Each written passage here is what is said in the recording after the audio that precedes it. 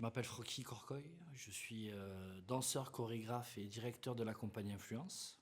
Je suis originaire de Perpignan et ça fait une trentaine d'années que je promouvois et je me passionne pour la culture hip-hop et surtout la danse. C'est la troisième édition que je participe au festival.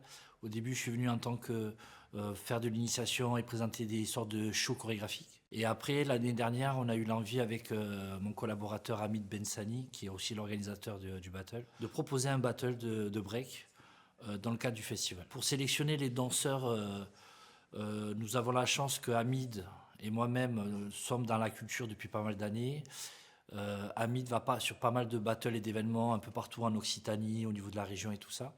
Et en fait, grâce aux bouche à oreille aussi, aux connaissances qu'on a, on se réunit pour faire une sélection déjà de 6 équipes, dans lesquelles on choisit 3 équipes d'Espagne et 3 équipes du sud de la France. Et par la suite, nous proposons ici, dans le département, une présélection, juste avant le battle, dans l'après-midi. Il y a 2 équipes qui sont sélectionnées par le jury, par le même jury du soir. Et on se retrouve avec 8 équipes, et de là, on fait les quarts, demi et finale. Alors cette année, on a eu de belles surprises en termes d'invités. On a eu 3 équipes, 4 équipes de Barcelone.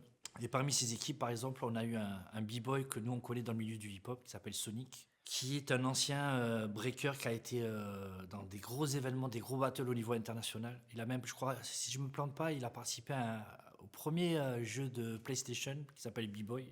Et quand il a entendu parler du battle, il a été d'accord pour venir. Donc ça a été une belle surprise. On a eu une équipe de Toulouse, une équipe de Nîmes, une équipe de Montpellier, une équipe de Perpignan. Et l'idée, c'était d'avoir ce battle franco-espagnol, quoi. C'était chouette. Il y avait du bon niveau, quoi. Alors, les attentes pour cet événement, c'est surtout l'accès et la visibilité de cette culture, de cette danse, pour nous qui est le break et le hip-hop. Le festival nous permet, avec les moyens qu'il nous donne, de pouvoir exposer une bonne qualité sur un battle et de pouvoir aussi promouvoir la culture hip-hop et de montrer le côté partage, le dépassement de soi, la convivialité. Il y a des familles qui sont venues voir le battle. Il y a même des gens en situation de handicap au début qui sont venus aux présélections et tout ça. Et ça montre que les différences, tout ça, on se réunit et ça représente la culture, quoi. C'est-à-dire, on se rejoint sur plein de valeurs. Et le but, c'est de faire passer un bon moment aux gens, quoi. J'aime le fait qu'il y ait plein de panneaux avec du graffiti partout. On voit les mecs exercer, développer leur art. Il y a beaucoup d'intergénérationnel dans ce village. C'est-à-dire qu'il se passe plein de choses dans les rues.